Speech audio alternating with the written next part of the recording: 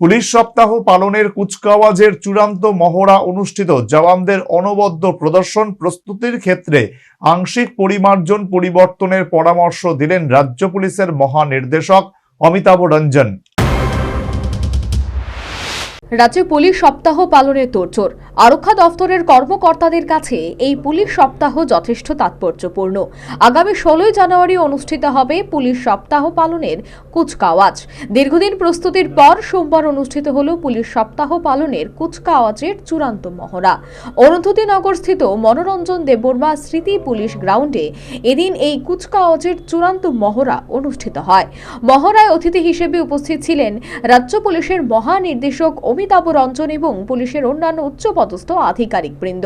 কার্যত এই চূড়ান্ত মহড়ায় জওয়ানরা প্যারেড প্রদর্শন করলেন।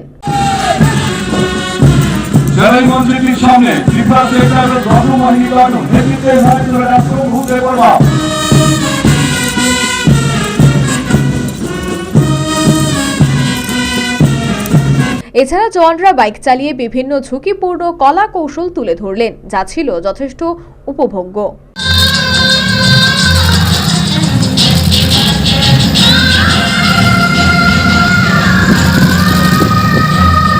পাশাপাশি ছিল মালখম্ব সহ অন্যান্য কসরত সংশ্লিষ্ট প্রদর্শন। জওয়ানদের প্রস্তুতি দেখে পুলিশের মহানির্দেশক সহ অন্যান্য উচ্চপদস্থ আধিকারিকরা যথেষ্ট সন্তুষ্ট। তবে অনুষ্ঠানে নিজ ভাষণে প্রস্তুতির ব্যাপারে আংশিক পরিবর্তনের পরামর্শ দিলেন রাজ্য পুলিশের মহানির্দেশক।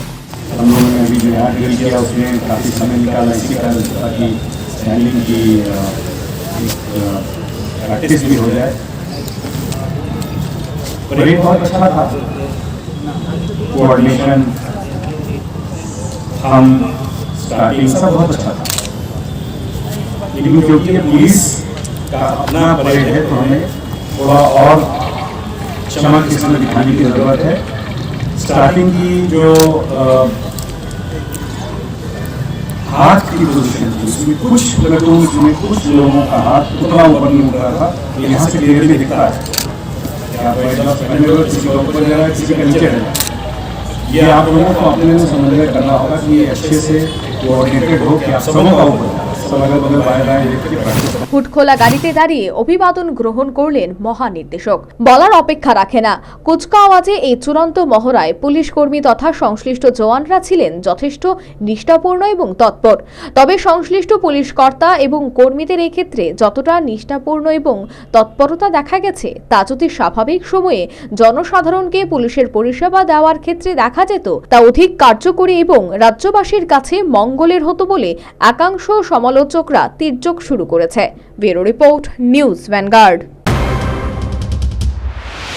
সিজা ইনস্টিটিউট অফ কিডনি সায়েন্সেস কিডনির জটিল রোগের চিকিৎসার জন্য এক উৎকৃষ্ট প্রতিষ্ঠান, যেখানে উত্তর পূর্ব ভারতের প্রথম এবিও অসামঞ্জস্য কিডনি প্রতিস্থাপন এবং মৃত ব্যক্তির কিডনি প্রতিস্থাপন করা হয়। এখানে 115টিরও বেশি কিডনি প্রতিস্থাপন এবং উত্তর পূর্ব ভারতের সবচেয়ে বেশি হিমোডায়ালিসিস করা হয়েছে এবং এই সংখ্যা দিন দিন বাড়ছে। সিজা institute of kidney sciences Tripura সরকার সহ অরুণাচল প্রদেশ, মেঘালয়, মিজোরাম, মণিপুর এবং নাগাল্যান্ড সরকার দ্বারা স্বীকৃতি প্রাপ্ত।